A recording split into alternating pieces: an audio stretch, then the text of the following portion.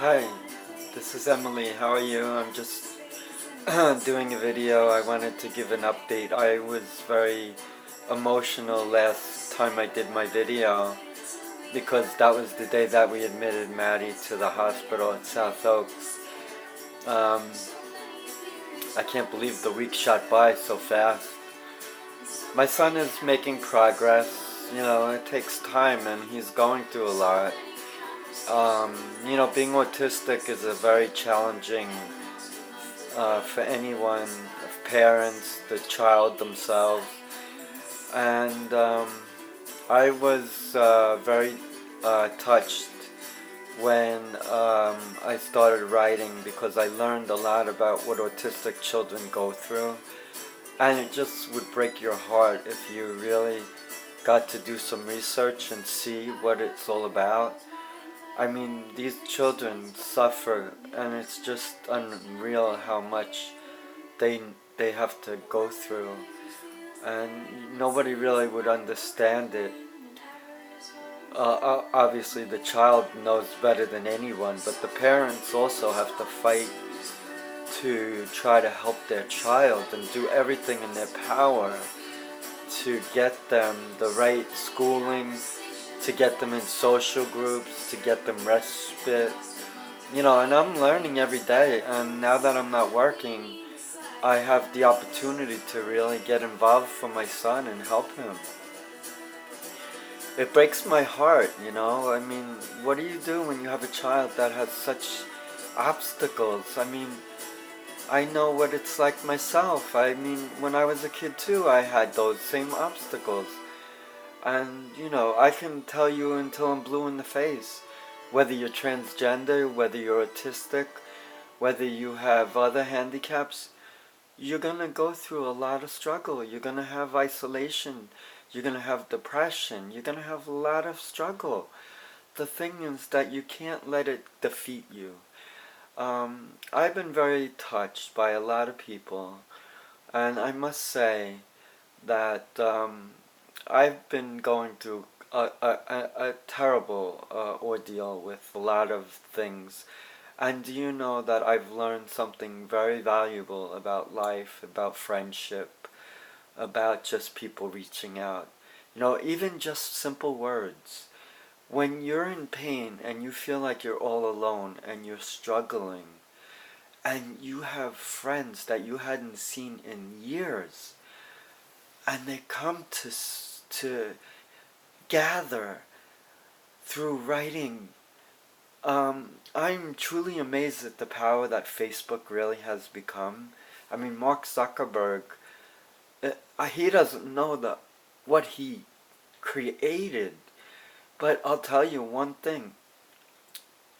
If it wasn't for Facebook, I wouldn't have a support system that I have.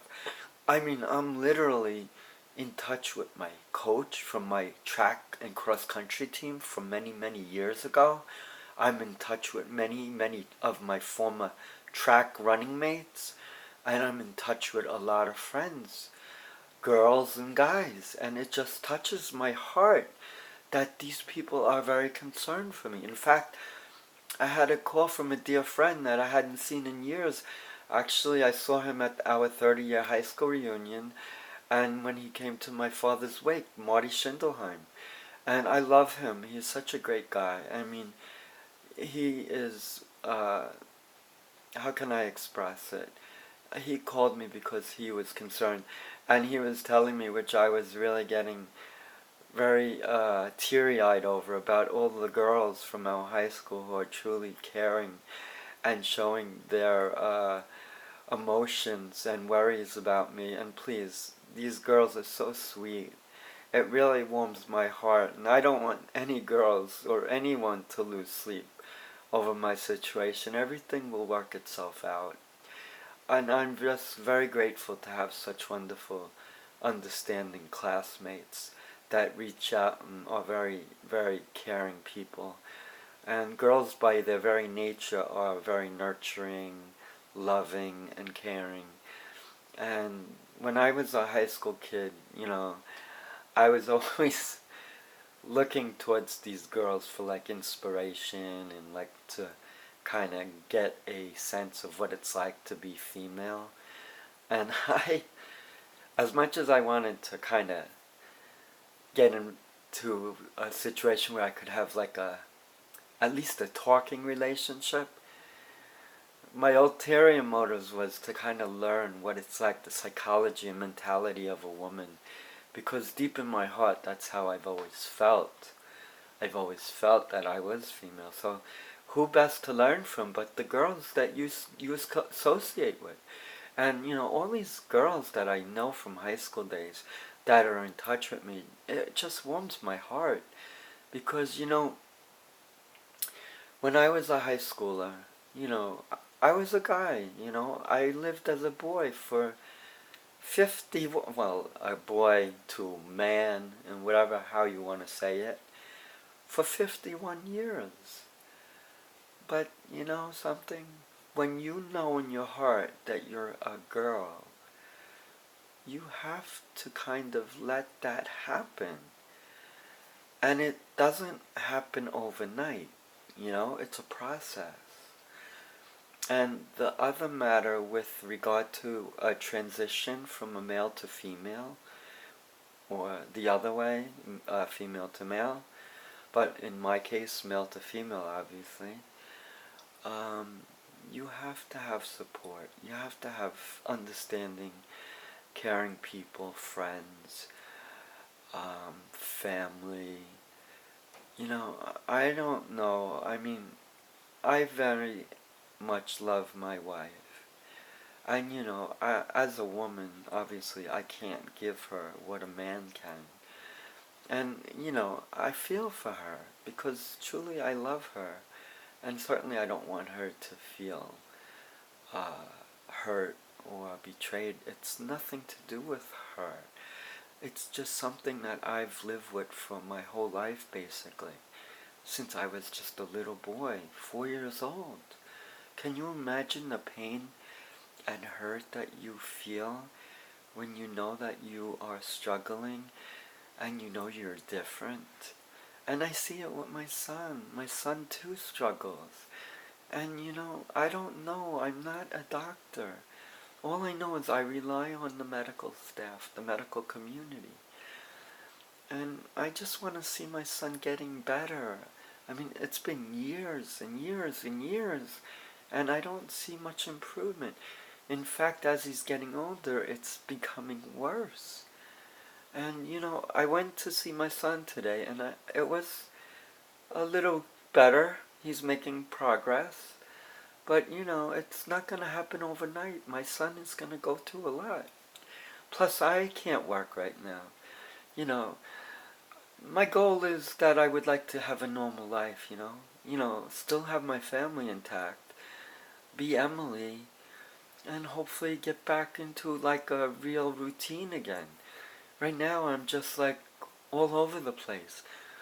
But one thing I must admit is it's pretty nice to have some time to just regroup and relax and just do things that are pleasurable. And for me, what brings me great pleasure is to write. And I got involved in a lot of social media sites.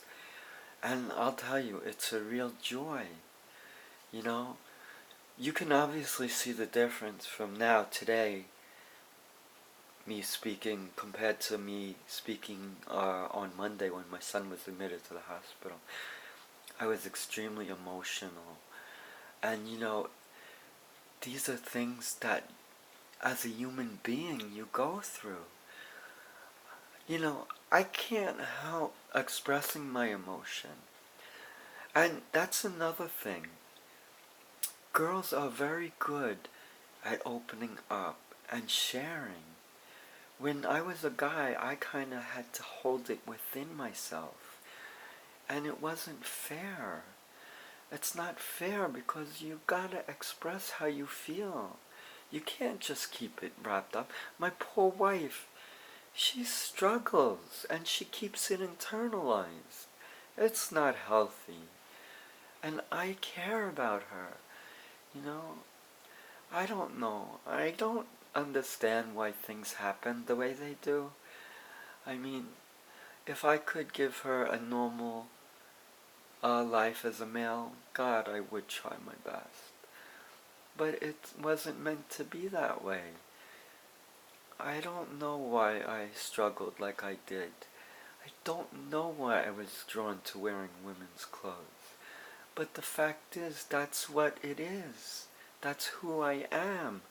And I can't deny that. And I think, too, that society has some hang-ups. Because when you look at society, they make you feel, I mean, when I say they, I don't know who I'm really referring to. When we look at society, we look as a whole, a group. So when I talk about society, I guess it's what value people generally hold. And it is really upsetting to me that we live in an age where people still believe that a guy has to wear pants and shirts and can't be any way expressive of a feminine side. And I get it. I know women are the ones that have to be the feminine. And they love that. And they should revel in that. They should enjoy it. To be a woman is like, it's the best gift that you could have. To give birth to a child, a baby. You know, I mean, women have it tough. Girls, when they're going through puberty, and I know girls mature much quicker than the boys do, and there's many good reasons why. Girls have tremendous responsibilities.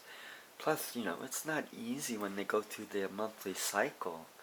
You know, I can only imagine what it's like for a girl to go through that. And, you know, I wish I could experience life as a female all throughout. But, you know, I'm content. I'm happy as Emily. And, you know, I am kind of in between, you know what I'm saying? When I say, like, when I'm Ed, you know, it's okay. I don't mind being Ed. It's fine. But the problem is that if I was chosen to take a job, which I don't know if it's very likely in the near future, that's why I'm on Social Security disability, and I need to be on long-term disability. You know, we all have responsibilities. We all have debts. We all have bills to pay. We all have our share of what's expected of us in our life. And you know, life is very... I mean, if you ask me to define life and what it meant, I could share with you. I mean, I write a lot, and I've written about what my interpretation of life is. And to me, the very essence of life is when you live, you try to be faithful to all of the people that are in your life.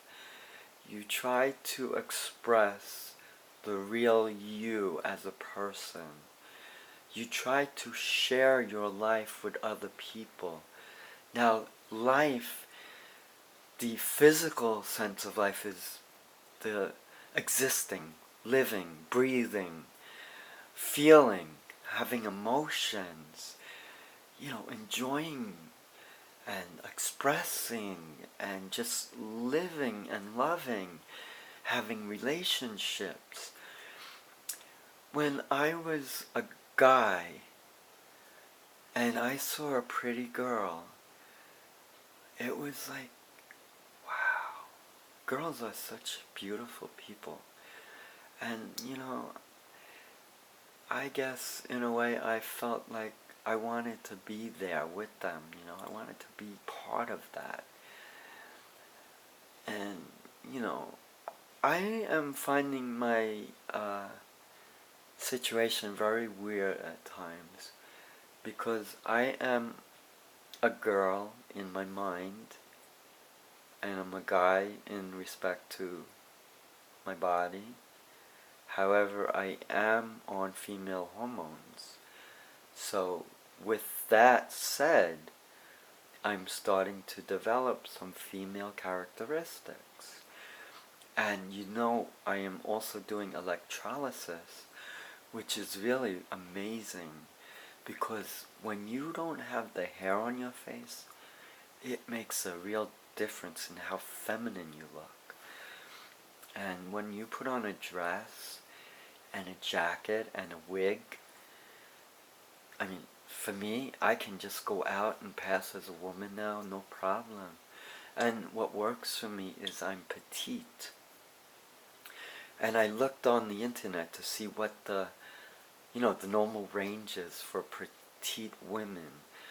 And I'm 5'5", and I'm now my weight is fluctuating. It's between 125 and 130.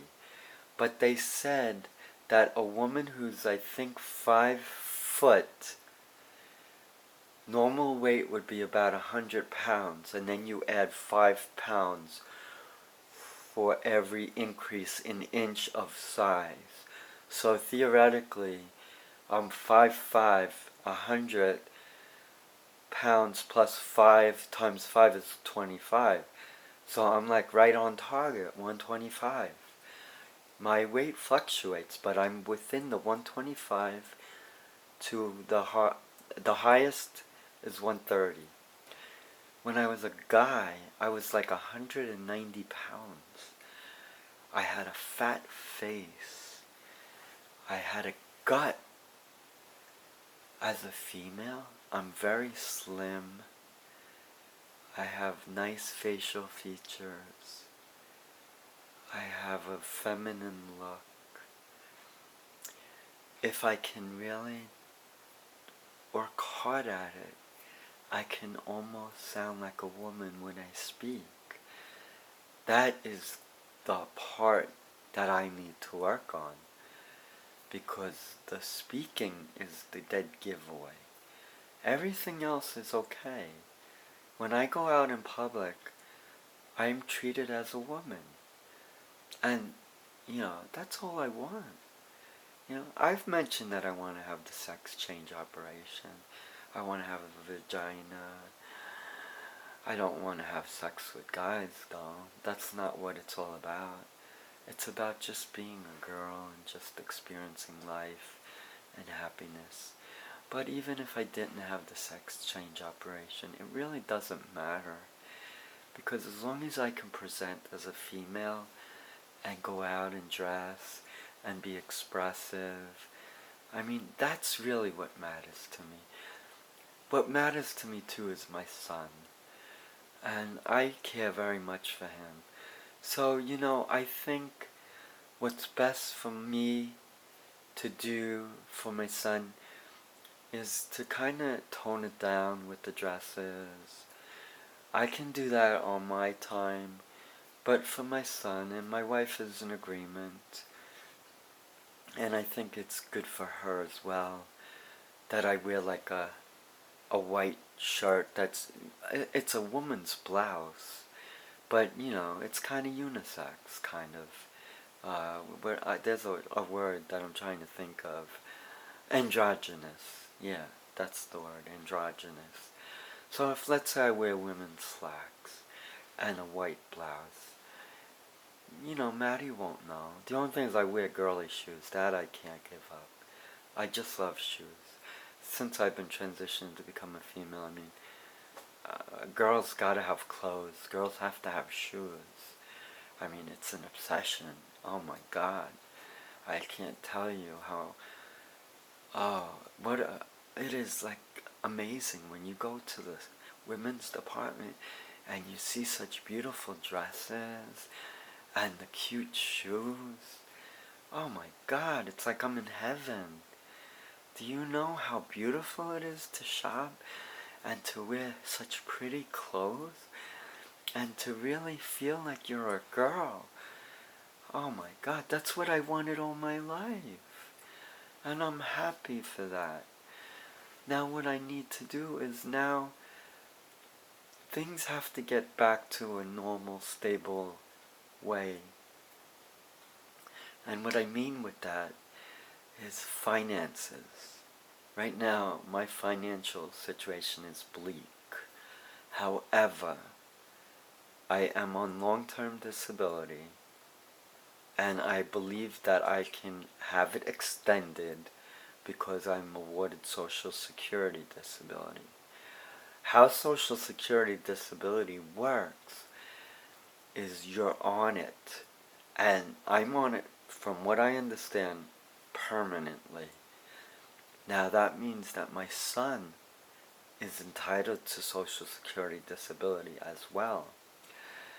So we are now going to start thinking of his future and making sure the monies are directed into a bank account where my wife is the custodian, and the monies are directed specifically for him, and we're going to try to save as much as we can, and whatever we need to pay out, we do have medical bills. You know, Maddie from time to time wants to have his little toys and stuff, a computer, whatever. We use that money for those things. And all we need to do is justify the purchases by keeping the receipts. It's our responsibility as Matthew's caretakers, his parents, to have the monies accounted for. What also is necessary, and I'm talking from the point of view of a CPA, is a special needs trust. We have to start thinking of our son's future. He's 14. He's 4 years away from 18. He's gonna be faced with lots of issues. And from what I understand, as he reaches that age of 18, he qualifies for SSI. So not only does he get the SSD, based on my work records, but he gets SSI. And he's entitled to an education up to the age of 21. And it's very important that we keep his IEP report for his graduation out of the schooling process, which is age 21 for children with disabilities. And with that document, that is used to get him transitioned into a housing, working situation. We're having financial struggles, and I'm kind of debating now. I'm like on the fence as to what to do now with the housing issue. You know, we lost on this house. We paid a fortune for it. The market value has gone down significantly, and you know, I still have a pretty huge mortgage. You know, I have a 20-year mortgage balance, and you know, I'm 52. That means that technically I would have to pay the mortgage until I'm 72. So I'm trying to understand what is really best, because now the whole purpose when I bought the house was to kind of keep it, pay it off, you know, that's what the goal was, and have it for my son. But things are not going as planned like that. Plus, now that I'm in a financial struggle, I might have to just walk away from this house. I don't know what the answer is. They may do a short sale. I mean, I'm 2 months behind.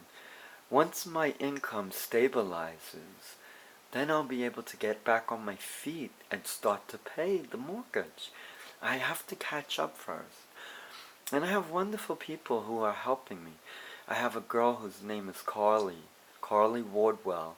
She works for DCC, Debt Counseling, Debt Credit and Counseling. And she's a joy. I love her. She is such a sweetheart.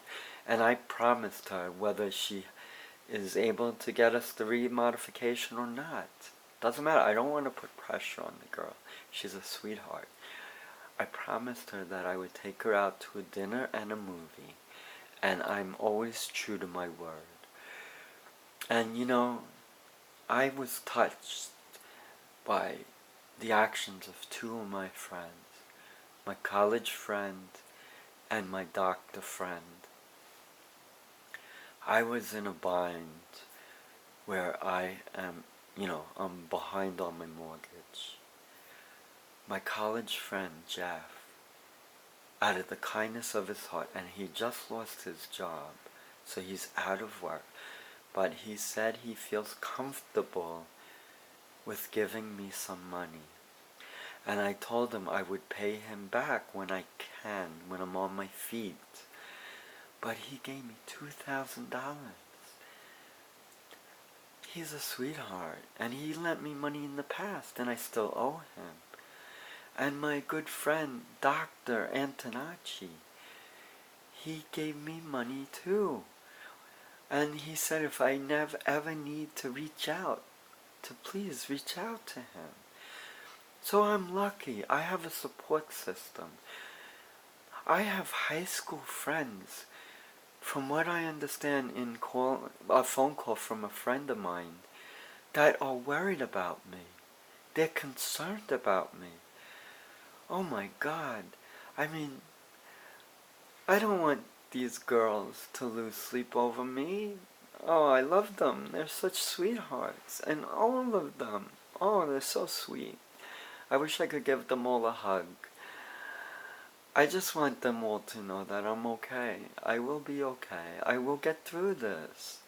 Please, ladies, please just, you go through your life and you do your best. And I would love to see you girls. I would love to see my guy friends too. You know, high school was a very special time for all of us.